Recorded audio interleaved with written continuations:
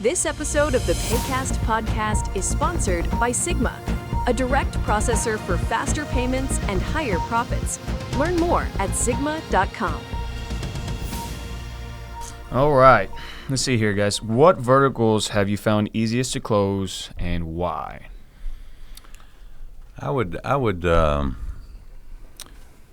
probably say for me it's been liquor stores and tire shops. Okay. For me, it's anyone that is the main decision maker and he's there all the time. Yep, that would be easy. That's the easiest one. He has no one else to consult with. Yep. He doesn't have a partner. He doesn't have a wife, and he lives at the business. Well, that's your guy. Yeah. A lot of liquor stores are like that. Mm-hmm. And that kind of echoes off what Steven's saying. Mine is auto repair shops. Yeah. Love auto repair shops because, as Steven said, the owner is usually there. Right. You can walk in, and if you can talk those guys' language, Right. dumb it down, have fun with them. Yeah, having fun part works. Those guys are easy to talk to. I mean, I've had auto repair guys who, if they cuss at me, and I'm reading the room, You cussing back. I'm cussing back. Guess that's what we're doing. Yeah. They want that. Absolutely. You know, and the other thing, too, is you're going in there, and this is off topic, but I'm wearing a polo when I cold call. I'm not a suit and tie guy. You don't walk It's indoors. too hot It's too for you to hot. wear a suit. Yeah, it is. Yeah. But when you walk in and you're wearing a polo and some khakis, they want that. Right. They want it relaxed. And so auto repair shops for me. Right on. I'll say anything in the service industry, it does take a little bit longer to sign them up, but Now, when you say service, what do you mean? like HVAC, Oh, trades. plumbers, Gotcha. Yeah. Okay, the trades. because I find that those people are not getting calls all the time. They're not getting bombarded so much, so they're a little bit more receptive and a little bit more open to the Got it. conversation. You know why they're not getting bombarded a lot? They're usually out in the field at somebody's house. Well, that's where you go and talk to the comptroller, Got it. the office manager. Yeah. So it does take a little longer because you have to talk to them first, but they're great accounts too. Got it. They are very good accounts. One vertical that I would always tell you guys to go for is focus on anything that's what I would consider to be recession proof. No matter how bad the economy is, people are going to spend money there. Just like you said, auto, trades, your house. Like during COVID, what did everybody do? Everybody was in the house fixing everything. So Guys are the always trades, and Liquor and store volumes went way up. correct. Nothing else to do. So when you look at that, I get new agents all the time that say, "Well, what vertical should I go for?" First, just go out there and door knock. Yeah, go right? after every See vertical. what clicks, because what may be popular in my area Right. may not be popular in your area.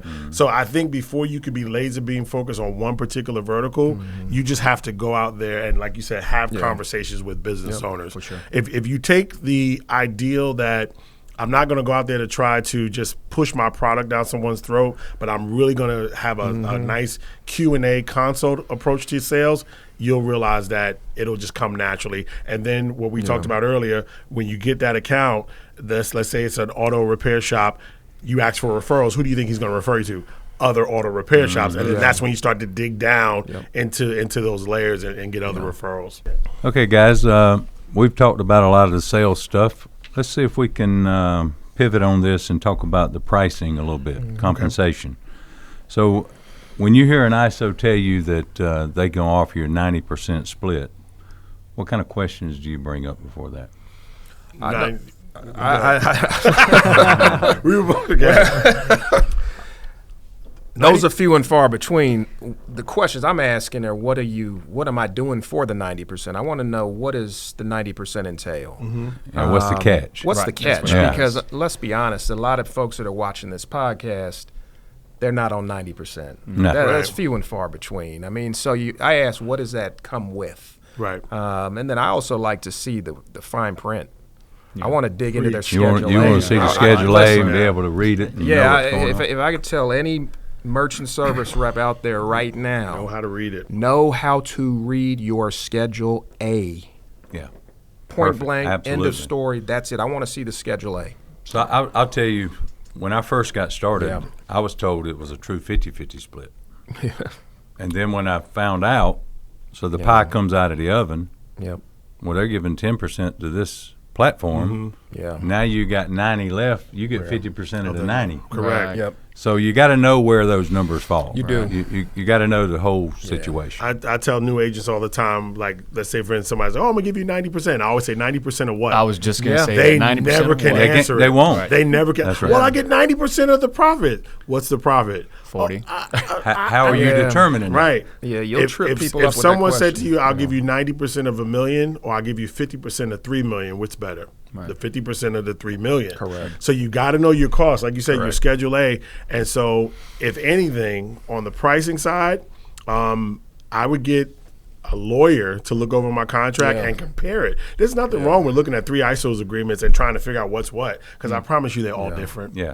And that's how Absolutely. you know which way you need to steer from or steer to. You know, so I go back to 90% of what. That's always going to be my response. Great question. Yeah. I'll say, nothing's free. So what support are they offering? What are they adding to you? Yeah.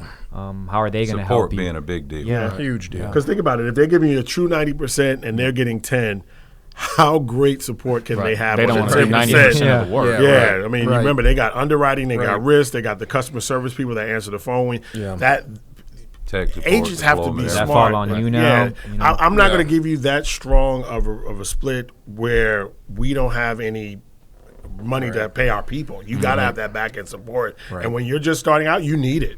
You need it. Yeah, you guys pretty much said all what I would ask. What does it include? What does it not include? 90% of what, right? That's the questions, and then reading it, and things like that. You know what I equate this business to be like? It's like the music industry. Like, like you got- labels and stuff. or Well, what? think about it. Yeah. You think about an artist, like if you could play a guitar, let's say you could sing, right?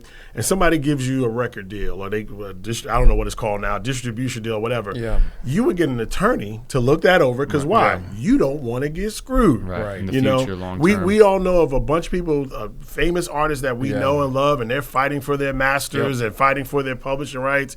Well, the merchant services industry is kind of the same thing. If you don't know what you're signing beforehand, you could get screwed if you're a great salesperson.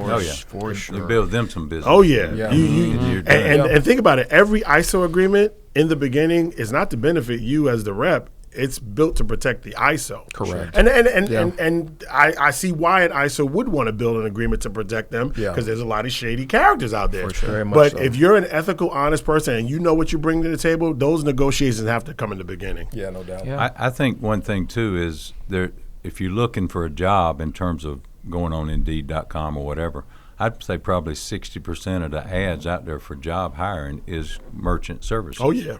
Yeah. And they're taking you and putting you in the field and giving you an idea of where to go and how to canvass the area and that type of thing. You don't own anything. Correct. You're just doing something that, and then if you get out there and you get told no numerous times, as we will, and the next thing happens is you give up. Right. Yeah. You get no Correct. more residual. Correct. They And they own that keep book it. of business because you're gone. So you got to know what you're getting into, Correct. whether it's a 50-50 split or whatever. But know the facts that are there and make Correct. sure that you're covered. I think once you find a home where, because that's another thing we need to take into account, talk to other agents that work for the company to see how they like it. That's a big That's a good piece answer, of it. yeah. That's a big piece of it. Now, here's the thing. If you're just starting out, you're brand new, I believe you should be a 50-50 rep. You don't know anything. Yeah, that's true. You don't know anything. I mean, unless you're 50-50 coming in. is a good deal. Unless in you're that coming in with, Yeah. with 1,000 merchants that are just going to follow you blindly, Yeah. you don't deserve a 90. 50-50 is a Yeah. great way to start out. Now, here's the great part. When you get to a certain point in your residuals, leverage that to your eyes and say, hey, this is what I've done. Yeah. You've seen my work ethic. I don't sign up bad accounts. My account, once you got that in your back end portal, now you can come back and say, hey, let's develop a new. And most ISOs will say, you know what? We love working with you. Let's do that. Right. You've got to earn the 90% Heck split yeah. through. You got to be in this industry for a while before you can get to a 90% split even. I mean, like Steve said, I think when you're new, 50-50 is pretty fair because you're learning. I was W-2'd when I learned the industry. Damn, you were? I I was didn't know that. W-2'd, yeah. I was W-2'd. And then I did that for about 6 years with Payment Tech and then with Sage Payment Solutions. Oh, okay. So I was W-2'd, and I kind of fell into 1099 because when you're new, you're scared. You can't build a base. You got a family. You got bills. Right. I mean, it's tough taking on a 1099 job to start. That first year is going to be the $83 hardest. a month. Yeah, that first year. We got talk. I mean, that first year is the hardest year of your life. Yeah. If you can if you can make it through the first year You're in it for merchant life. services, you're in it for life. That's what I would say. Make it And so the you've first got to year. earn the 90% split. But the questions you got to ask, those are good questions. Yeah. Now, I used to, let's go back to the W-2 model. I used to look at W-2 people like they were suckers. And I had to repent.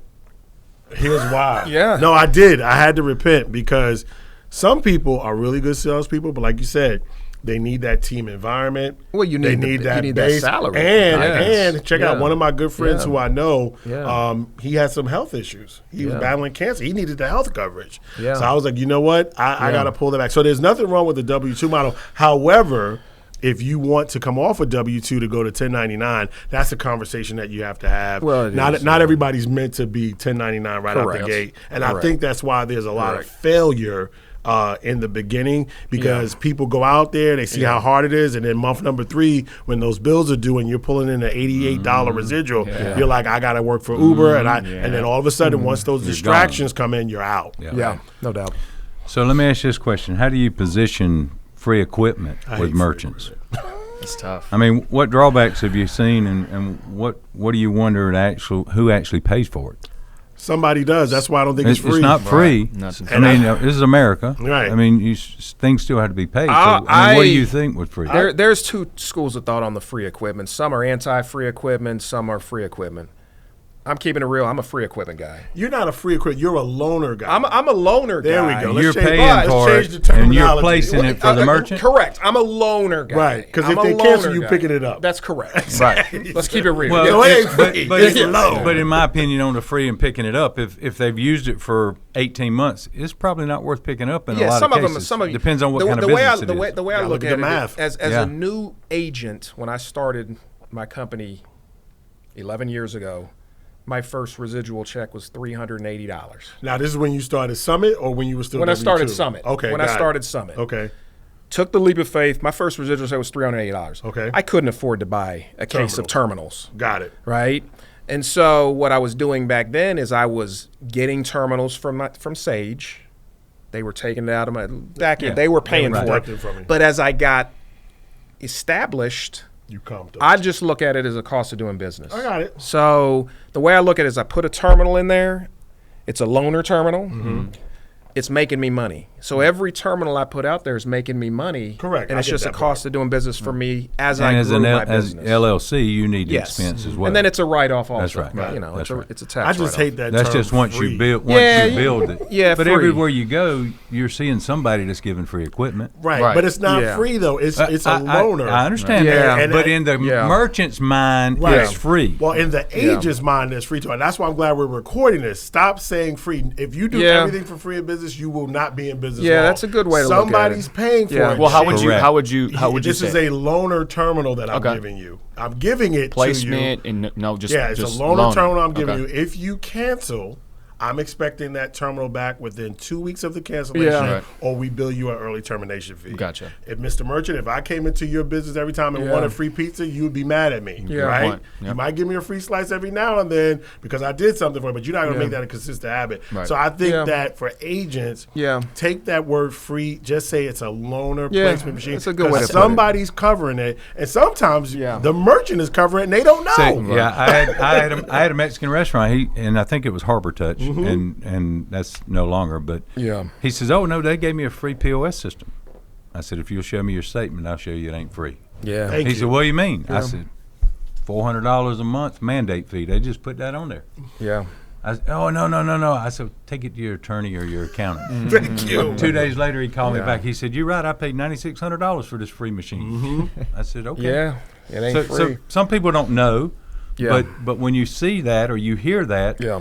it's a tendency where the agencies or where the business industry is going to. Yes. Yeah. Because you got to do what gets you the business. Yeah. And if I'm putting a $500 machine or Yeah. $1,000 machine, and it's going to make me money. Oh yeah, I'm going to do it. Well, you know that it's going to make place money. it. You know your return on investment. You're not going to Yeah. give some That's $5,000 merchant some free Yeah. equipment. And they see your value in that it's not just a bait and switch. You're not just saying whatever to just switch them over. That Yeah. you're actually being You're helping. transparent. Yeah. And That's you're right. clear Yeah. with what the service that they're That's getting. right. Sometimes you got to put something up front, put some skin in the game, or they have to have some skin in Yeah. it, because otherwise sometimes they'll take advantage of you Yeah. and just like, Correct. oh, it's free, I don't care, Correct. right? And then next Yeah. thing you know, We don't value anything with the word free. right? I promise you that. But you- tell me something that you worked Yeah. hard for. I promise you value it. For sure. When you use that word free, it doesn't make them care. Yeah. We've had Diminishes. situations where we've placed terminals or given free terminals, and then when those merchants return those terminals back, they come back broken. Right. Yeah. Right. You didn't get it like that. Right.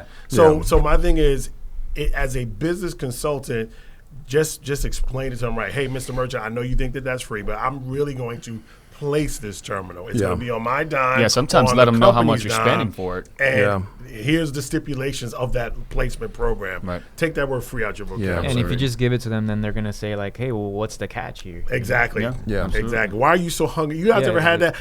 We've had situations where I've talked to agents and they're like, "Well, I give them a piece of my residuals." Why would you do that? Yeah, that's crazy. And it's trending Why in would that you do direction. that? Yeah, You're that's seeing that crazy. more, and that's nuts. I'm I not saw get- 2 accounts do whatever last it week. takes With to that. Don't like, give your No. residuals That's away. like going to the car Don't do that. dealership and they Yeah. giving you the gas and the no. Don't do that, yeah. No, we're the only ones that do that. Yeah, and, don't and do if that. you have Yeah. to do that, then what is that saying to me about what you're really bringing to Yeah, the table? I agree. Or diminishing yourself. Yeah, what are you really bringing to the table? Yep. Continue. Who's got the Absolutely, I got you right here. So, don't go down that one. with that. No longer Gotcha. free. This episode of the Paycast podcast is sponsored by Sigma, a direct processor for faster payments and higher profits. Learn more at sigma.com. Got a good one here. How do you keep merchants from switching when a competitor comes door knocking on their location, your merchant? I think for me, it's all about the relationship. I agree. We were talking about this last night at dinner, and I think that the relationships you build with your merchants, I know my merchants, they've become some of my best friends in life. I mean, because my life really is work and my family, And so I spend sometimes more time with my merchants than I do with my family because I'm out there ripping and running and visiting them all the time. Visit them. Here's the other thing I'll say. Don't sign a merchant up and disappear. Visit them every month or two just to say hello. Absolutely. Stay in front of them like the thank you card, the face, but be the real face. For sure. And once you visit them that first year, every couple months, they get consistent. They know they're going to see you. They know who you are. They become your friends and they get to know you. And I think that's the biggest thing from keeping them from switching.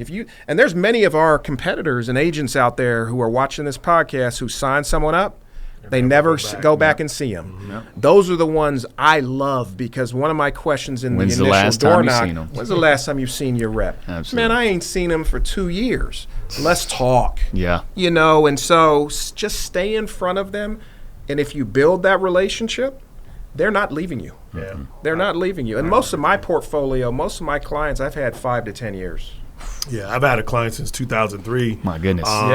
And he's a friend, like you said. Yeah, they're friends. We develop. People buy for You three reasons. I call it the 3 Ps. Yeah. They buy for product, they buy for price, and they buy for the person. That's exactly it. And so Yeah. the product's the product. The Yeah. price is relative, but Yeah. you Right. are you. There's only going to be one you Absolutely. ever Yeah. in history. Yeah. And so be the greatest version Yeah. of yourself to every merchant that you do have. One thing I will say that Yeah. I do that actually I learned this from you. Yeah. I look at my residual report Yeah. and I take the top 20% of my customers and those are the ones that I bless every single month with some type of thank you gift or follow up or card or what There you have go. you. Yeah, I'll tell you one of the things. It's great. Stand out from the pack.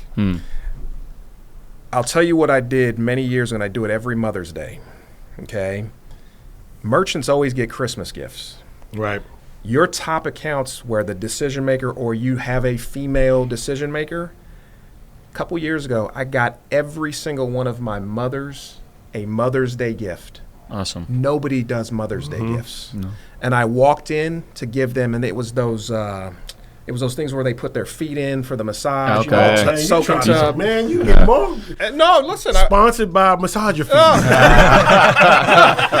Listen, I went on We got a new sponsor. Amazon. I went on Amazon and I bought 30 of those foot baths, the massagers. And I walked into every single one of man, my that's mothers and gave them that. Awesome. And I will tell you this: after you do something like that, Oh yeah, they're not going away. I don't care if 100 reps come in there, tell them they're going to give it to them for free. They're not leaving. Yeah. Right. So do things like that to stay in front of them and do things that other agents don't do. It's not even just other agents. The You know? banks don't do this. I Nobody promise does you, this. Yeah. Chase Payment Tech is not doing that. No. You know, all the No. big Heartland's not doing that. No. And so it's all about letting them know that you care, because that relationship is when that person Yeah. walks in, the Yeah. defenses are up because they're like, hold on. Yeah. We get a Mother's Day gift from Jason. We're not just walking away. Then they'll this call easily. you up. They'll You call know, you know, one year it was massage gift cards. You know, invest some money because these clients. Preach, brother, I'm preach. telling Mother's Day cards, massage cards. Well, here's the other obvious Think outside thing. the box. Here's the other obvious thing. On the application, we get the birthday. Yeah. So you should be blessing your clients every you know the birthday. birthday. Here's one thing that I tell my team we have to do. that's a good Birthday one. is mandatory, and the anniversary of when we sign them up. Yep.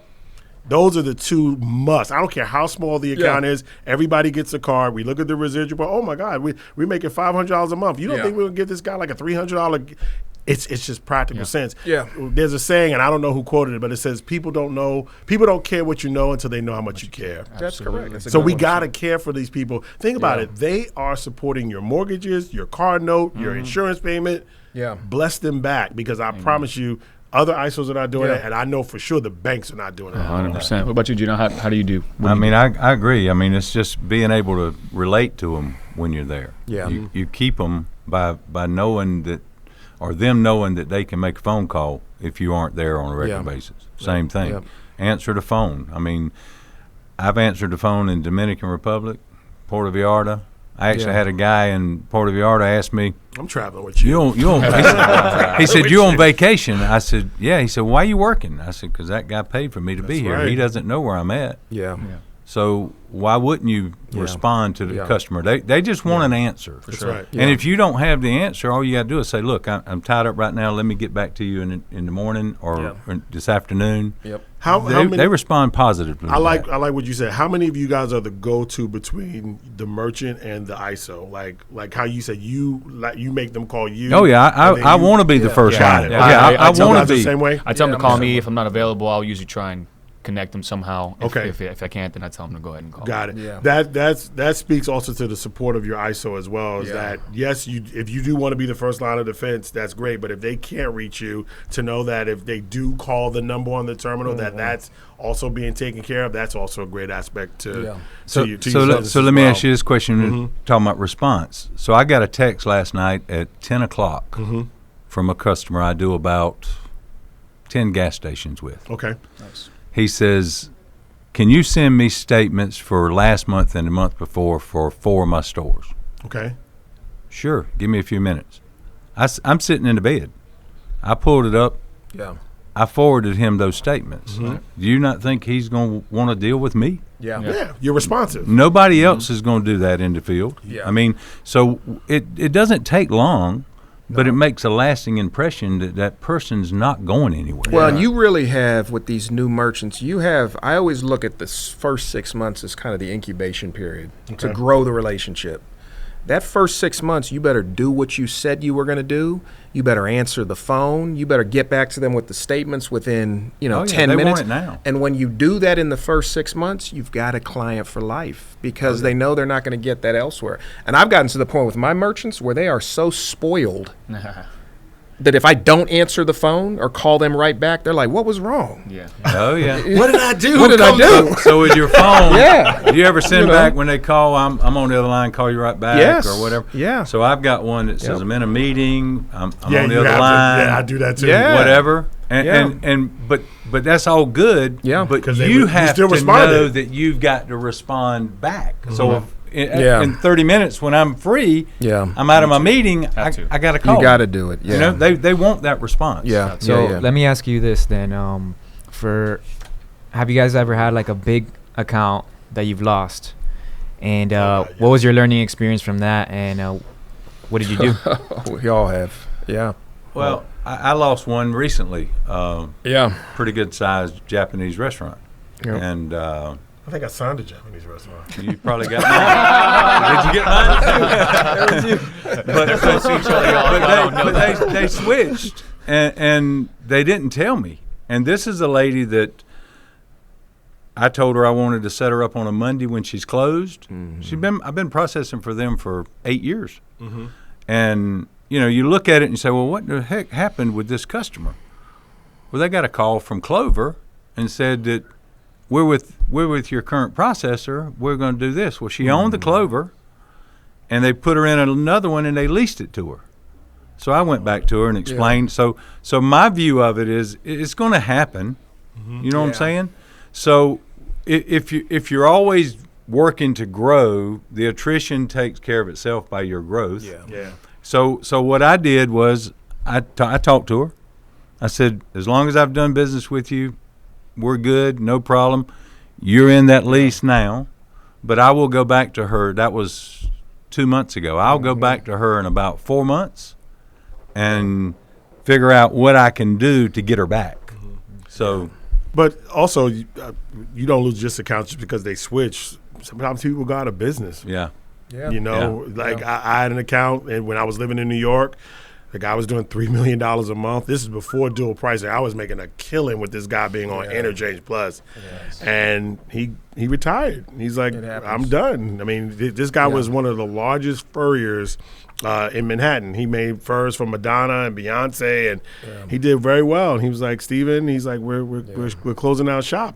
What am I going to do? Pack it in. There's nothing you can do. He didn't leave me because I was a bad rep. He left because he retired, and he was 75 years old. So it's going to happen. I mean, attrition is just part of the It's part of the game. If you're in it long enough, you're going to lose a big account. I lost a pretty good size account 7 months ago, and I don't lose a whole lot of accounts, but I lost a big account, and I think a little bit of me took it personal at first. Oh yeah, because I'm kind of like, what happened? So that's when you really take it personal. And so I reached out to him and I called him and I kind of said, wanted to have the conversation. What happened? And it was nothing that I did. Right. They were having chargeback issues with our chargeback department, who wasn't following through on their end. And doing things, and they just said they couldn't deal with it anymore. And so, you take it personal a bit, but you just move on. It's going to happen. If you do it long enough, you're going to – because we're not going to keep these merchants forever. Well, the same thing, too. You're going to lose some, and then my son and I are working on an account 3 years. And out of the blue, last Monday, I get a phone call, can you come sit down with us? Yeah. And they do a lot. Yeah. And I think that's why we always are – we're always out in the hunt. True salespeople are always going to be salespeople. Yeah, you're always selling, always looking, trying to figure out what's there, how I can get in the door to talk to somebody. All right, guys. So this is a great question for you guys. So what's the biggest weakness you see in our industry right now, and how can you fix it? And I want to ask that question because I want new agents out there to kind of know what not to do. So I'll start with you, Steve. You're the veteran. Just learning the industry. And then applying it. Don't be so focused on learning everything because, like I said, the industry is always changing. That you don't go out there and do anything. Yeah. But constantly be someone who's a student of the payment space. Because I get people that they'll leave, come back 2 years later. Oh yeah, so is this still the same? And it's like you have to stay abreast with the industry. Definitely. So that would be my biggest weakness is that we have a lot of people that are in the industry that think it's a quick buck, and they don't see it as a long-term career. Yeah. Good point.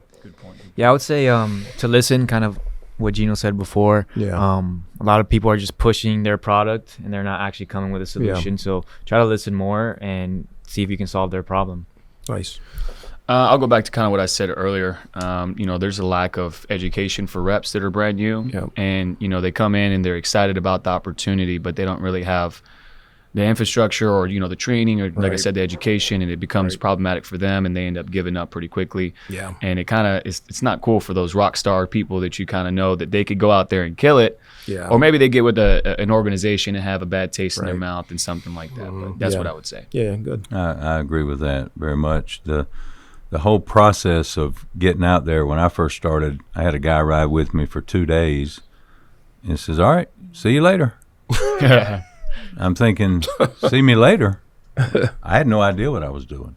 Yeah. So you learn a lot by trial and error. Right. Yeah. And you have to retain things like a sponge. I mean, it's like you figure out what's going on. I rode a lot of gas stations, and most people have no idea about a gas station. Right. Yeah. I mean, you got commanders and passports and firewalls and Ruby and all kind of stuff. It went from the old swipe Ruby now to now they got an M400 pen pad. And how do you know that? You have to experience it, and then you just have to learn from there if you're going to stick to the business. But like Noah said, for most part, so many people come in thinking it's easy, and it's not. You know. Yeah. So that is a weakness for everybody to realize. But how do they get better? There's got to be some training somewhere. Yeah, and that's the part where the stick-it-to-iveness. I know that's not a word, but that's what I say. It's a good word. Every expert was once a novice. Mm-hmm. Yeah. And you can't beat yourself up if you don't get it right away. Like you said, when you first started with gas stations, I'm sure the first one was hard, and then the 100th one was easy. Oh yeah, you just got to keep doing it over and over again and learn from your mistakes. Yeah. But when you have people that they have a misconception about what we do, and I had a great friend of mine once tell me, he said, if what we did was easy, we'd all be making minimum wage. Yep, That's true. The reason why we make the big dollars is because we do the hard Yeah, stuff. that's a good way to put it. Yeah. Very good. So Yeah. what else you got, Jay? So next question, gentlemen. So how do you decide if an ISO's revenue share model is strong or just marketing fluff? That's a good question for you. Yeah, I think that's a good one. For you. Well, Well, how many of us have been burnt in the past? I went to Manhattan to meet an ISO. Right. And I sat down with them, and everything was wonderful and talk and all this, and it was a 75% split. Right. And the first 10 deals, they were going to give me a $750 bonus. Oh, the bonus. First 10 deals. For free. So I'm new. I go out and I write 8 deals next month. I don't get paid. Right. Word? Ooh. Nothing. No bonus. No nothing. Oh, well, the bonus covered the equipment. Oh, okay. So I think you got to realize that they're playing a game with you. Mm-hmm. Yeah. So you got to educate yourself on what that actually means. Yeah. Because then I call up there. Oh, well, I sold my business. You need to talk to this guy. Yes. Yeah. Yeah. And I talked to this guy, and he said, well, I'm not honoring what he did. Here's what we're going to do now. But he's got 8 on my account. Yeah. You know? That's the part that's so sad because I think every successful agent has been burned at some point. Yeah. And you learn. And you gotta think, learn. well, is everybody that way? Correct. So You you're know? on guard even more. So I put everything just for me. Every deal that I write, I record it, when I wrote it, when it first processed, what equipment they got, if it's paying out, who's paying the licensing fee, whatever the case may be, it's there.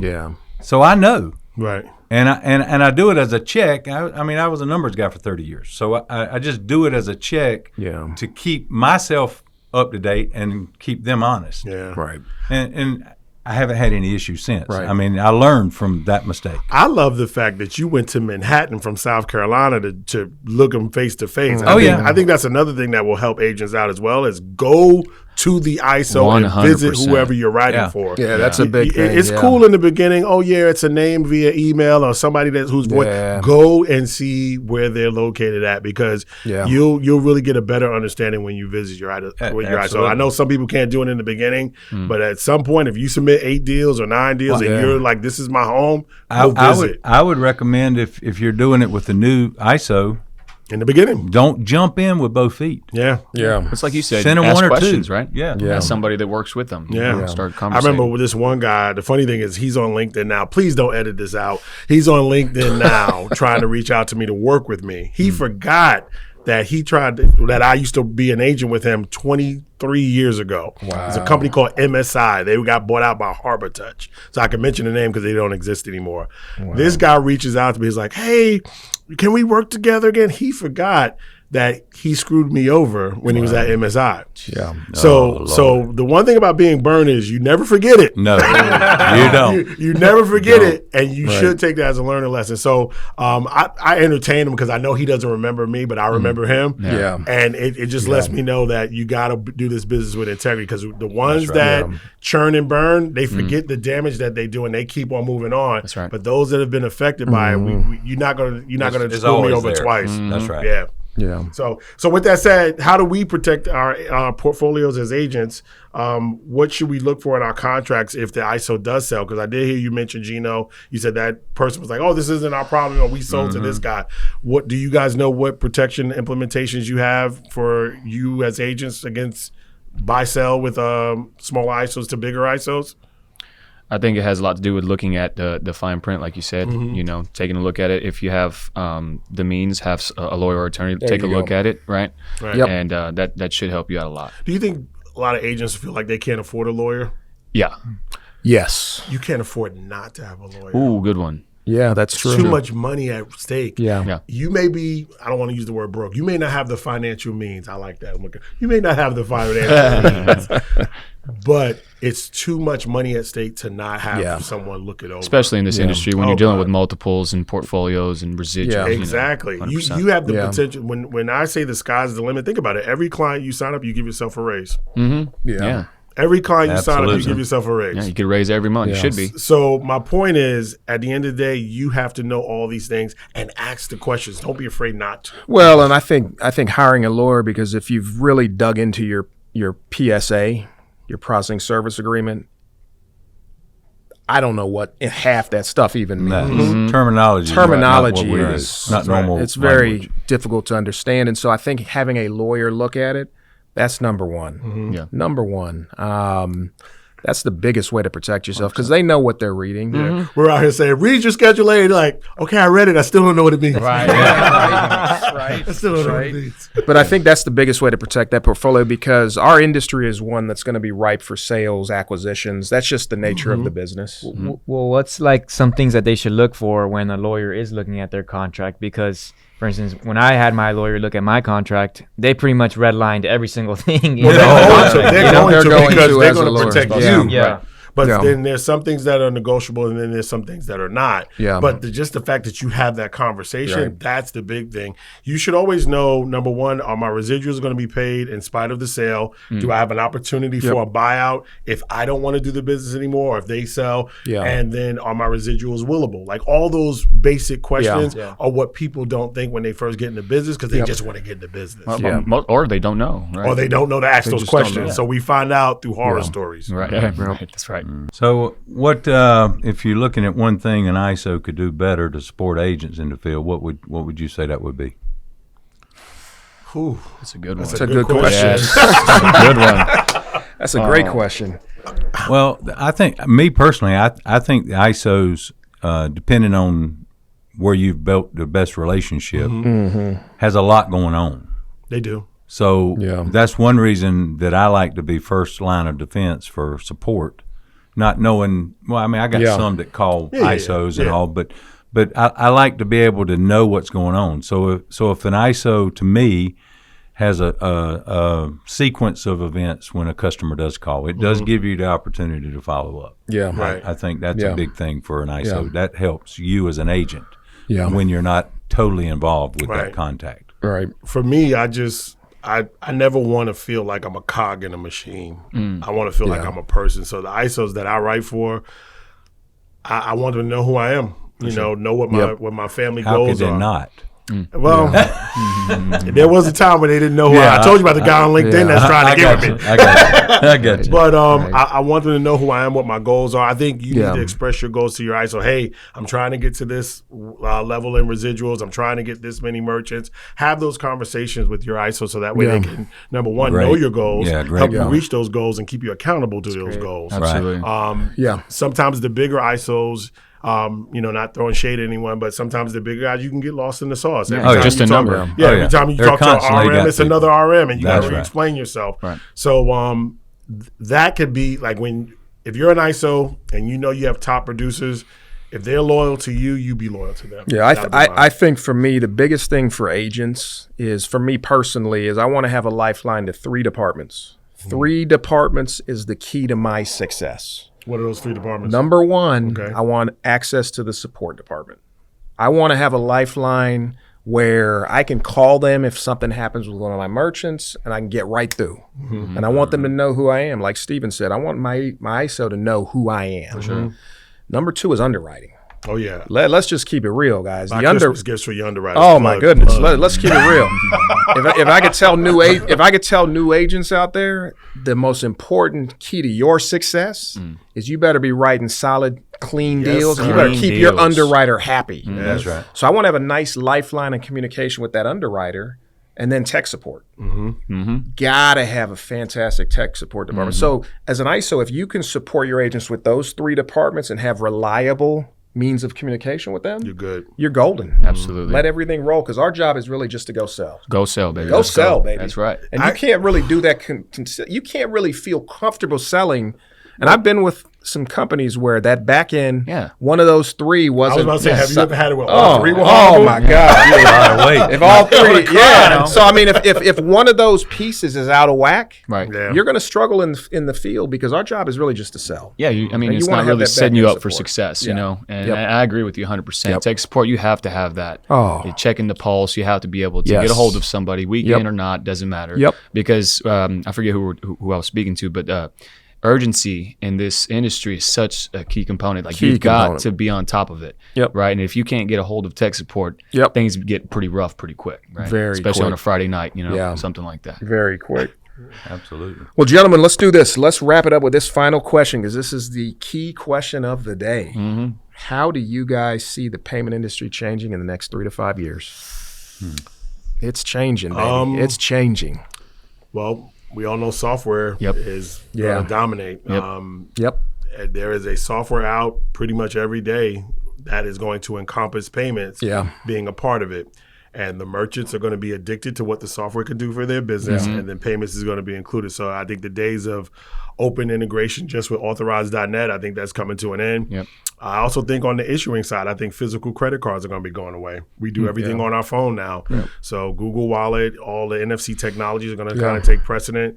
And will that mean that we'll be out of a job? I don't think so. I think there will always be the merchant with the cash register in the terminal. You know, he's not trying to show the IRS all that he's doing. Right. Check them out, IRS. Get them. But, you know, overall, software will play a big, big part. And I think some ISOs may have to develop specific verticals to go after. You know, if you know that a bulk of your clients are dry cleaners, develop a dry cleaning software, and for sure you'll be the official processor of that. So I say SaaS is going to be real big. Huge. I think for me, I mean, when I got into the industry 18 years ago, it was just set a terminal, put a brick in, and keep it moving. Keep it going. It's changed a lot, man, and it's all about the software. It's the technology. We're going into an AI world, you know, which is huge. We didn't even touch So that's going to be enormous over the next few years. It's getting big now. I think the relationship piece of it is still going to be there. I think that's always going to be the key to everything. AI can't replace that. AI can't replace a relationship, because the relationship is always going to be the key to this. But I think we've got to. I see the relationship piece being less important than it was 18 years ago when I started. Right? The relationship's not as important as it was 18 years ago. You think it's because the merchants are changing now? Because remember, we got a lot of younger 20 and 30-year-old people that are stepping into the game, and they are all about automation, automation. I think that's part of it. I just think I see this going into more of a tech-based world than relationship-based world. I still think the relationship's going to be key, like I said, but it's a changing landscape, man. The software stuff is just getting crazy. It's getting crazy out there. And I think if you're not keeping up with the Joneses, you're going to get left behind. Agreed. You know? Absolutely. Yeah. I'll say from what I've seen from merchants, they want like an all-in-one system. They want to be able to do everything, where before they had, you know, the merchant processing. Then now they want to be able to do things like their payroll and all these other different functions through there. So kind of like going off what you were saying, is that's what they're looking for. And they want to bring their costs down as much as they can. With the way things are, it's harder for businesses, and they don't want to have to. They want to automate things because they want to have less employees and that's with the advancements of AI and now the blockchain and all those different things. And I agree. Software for sure. In the hospitality space, all this free equipment, free POS and whatnot, it's going to boil down to two things, in my opinion: the features that those POS come with, one, and then also the support, because that is going to drive a lot of tech, support and things like that. I see that in the next 3 to 5 years, really, really tight. You got these POS out there that don't have specific features that these merchants need. Yes. And so they'll start leaning towards someone that can provide those. But like I said, it's gonna drive a lot more tech support. So I think that a lot of support is gonna start, trickling in a lot more. People are gonna emphasize a lot more on support. I agree 100% with that. It's the technology aspect. It's like everybody wants to do less.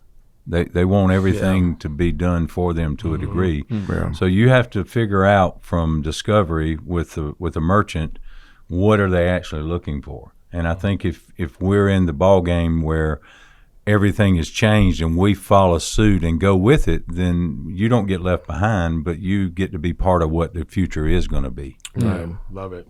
So Good stuff. what I hear from that is we just got to stay abreast with technology. Yeah. and Gotta keep learning, stay on our game. Yeah. So Yeah. I appreciate Absolutely. it. So with that said, guys, I appreciate these gentlemen being. Oh, I didn't mean to slap on the table. Sorry, producers. With that being said, I will want to thank these gentlemen for being a part. Thank you, Jason. Thank you, Julio. Thank you, Noah. Thank you, Gino. Absolutely. We're just an agent roundtable group of guys that are in payments, and hopefully, what we said today will ring in your ears and give you a little wisdom to be a little bit better out there. Thanks so much for joining us on the Paycast Network. Let's go. Absolutely.